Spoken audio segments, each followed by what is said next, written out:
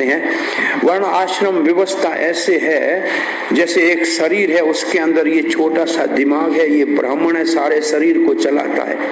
ये दो बड़ी भुजाएं हैं, ये क्षत्रिय है जो सर की भी रक्षा करते हैं और पांव में खुजली होती है तो उसको भी खुजाते हैं, सारे शरीर की रक्षा करते हैं। ये जो उदर है, पेट है, ये वैश्य है, सब कुछ खाता ये है, लेकिन शक्ति माथे को भी पहुंचाता है, हाथ को भी बल देता है और पांव को भी शक्ति देता है। और ये आधा हिस्सा शरीर का नीचे का, इसको शूद्र कहा गया है, जो तीनों को उठा के चलता है।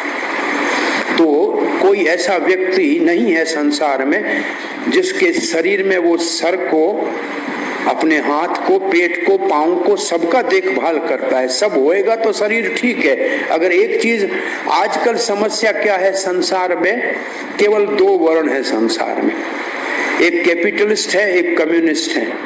कैपिटलिस्ट का मतलब पूंजीवादी, वो सब वैश्य हैं, और दूसरे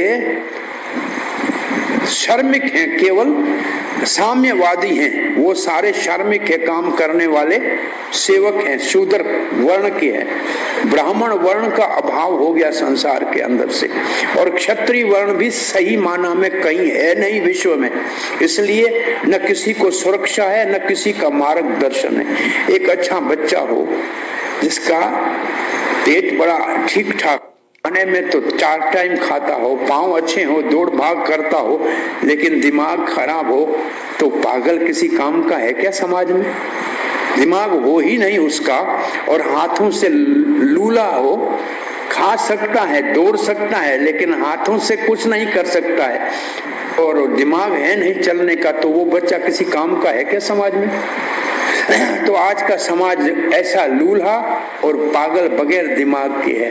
ब्राह्मण है नहीं, क्षत्रिय है नहीं, दोनों आपस में लड़ रहे हैं। एक कहता है कि मेरे को तनख्वाह दो, दूसरा कहता है कि मैं सारी दुनिया के ऊपर राज करूंगा, धंधा मेरा चलेगा।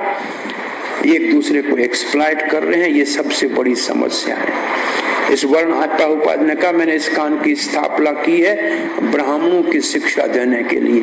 कुछ लोग अगर ब्राह्मण बन जाएंगे तो लोगों का मार्गदर्शन करेंगे, तो लोग सुख शांति से संसार में रह सकते हैं।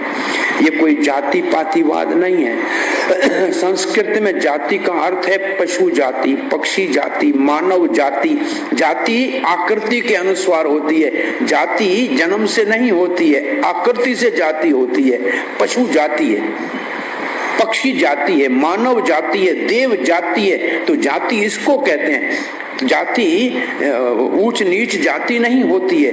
वर्ण आश्रम में तो भागवत में एक अद्भुत श्लोक है, और ऐसा श्लोक महाभारत में कहीं मिलता है और कहीं नहीं मिलता है, कि किसी भी व्यक्ति में जिस गुण के लक्षण दिखें, उस गुण का, उस वर्ण का व्यक्ति उसको मानना चाहिए। जिसमें ब्राह्मण के लक्षण देखें उसको ब्राह्मण मानना चाहिए, जन्म से नहीं, उसके गुण से और उसके कर्म से। सतोगुण में स्थित ब्राह्मण होता है, रजोगुण में क्षत्रिय होता है, रजो और तमोगुण मिश्रित अगर है तो फिर वैश्य है, और तमोगुण ज्यादा है, रजोगुण थोड़ा कम है, तो फिर वो शूद्र होता है। तो तीनों गुणों से वर्ण आश्रम का विभाजन होता है। आश्रम क्या, ब्रह्मचारी आश्रम तो अनहर्ड है इस वक्त दुनिया में। कोई 5 साल के बच्चे को ब्रह्मचार्य की शिक्षा नहीं दी जाती है। ये एक बहुत बड़ा तो फाउंडेशन ही नहीं है। अच्छा ब्रह्मचारी नहीं तो अच्छा गृहस्थ कहां से बनेगा? अच्छा गृहस्थ, और गृहस्थ एक आश्रम है जो तीनों आश्रमों का जन्मदाता है। ब्रह्मचारी को भी जन्म एक माँ देगी, दूध माँ पिलाएगी, तब ब्रह्मचारी बनेगा। सन्यासी ने भी किसी माँ के गोद में दूध पिया होगा तब सन्यासी बना है। और वहां पर तीनों आश्रमों का जन्मदाता गृहस्थी है, और तीनों आश्रम को पालन करने वाला भी गृहस्थी है। तीन ब्राह्मण को, क्षत्रिय, ब्रह्मचारी को दक्षिणा देता है, सन्यासी को भिक्षा देता है, वानप्रस्थ के लिए सारी व्यवस्था ये भी गृहस्थ करता है। कमाता केवल वैश्य और गृहस्थ है समाज में। वैश्य क्षत्रिय को टैक्स देता है, शूद्र को तनख्वाह देता है, और ब्राह्मण को